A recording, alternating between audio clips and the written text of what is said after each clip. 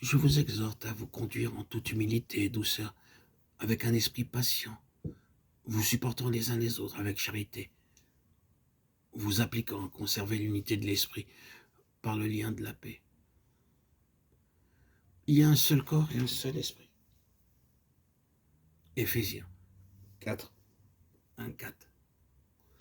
Or, il y a diversité de dons, mais un même esprit, un seul et même esprit opère toutes ces choses,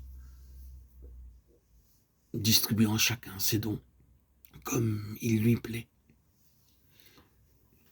Car nous avons tous été baptisés dans un même esprit, pour être un seul corps.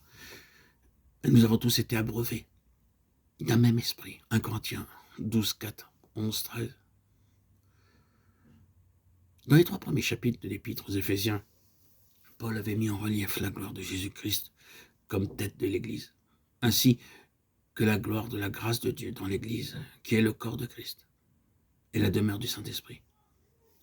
Il avait dit que l'Esprit prépare l'Église à devenir l'habitation de Dieu, à être remplie de sa présence. Après avoir ainsi fait monter le croyant dans les lieux célestes, la place qui lui appartient par sa vie cachée en Christ, il redescend avec lui sur la terre et dans la seconde moitié de son épître, il lui enseigne à marcher d'une manière digne de sa vocation. Éphésiens 4, 1, 4. Et tout d'abord, il insiste sur la nécessité d'être unis par le Saint-Esprit, non seulement avec Christ dans le ciel, mais encore avec le corps de Christ sur la terre. L'Esprit habite non seulement en Christ dans le ciel et dans le croyant sur la terre, mais très particulièrement dans l'ensemble du corps de Christ. L'action vivante de l'Esprit ne se manifeste donc que là où les relations voulues existent entre l'individu et le reste du corps entier. Le premier soin du croyant sera donc de veiller diligemment à ce que l'unité de l'Esprit demeure intacte.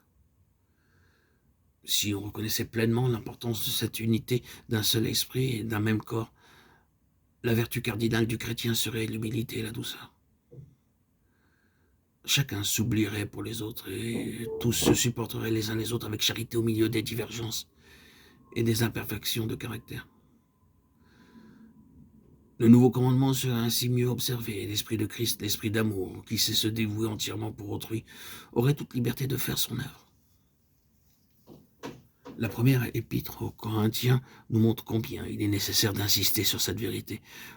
Le Saint-Esprit agissait avec puissance dans cette église. Les dons de l'Esprit étaient évidents. Mais les grâces de l'Esprit ne s'y trouvaient pas.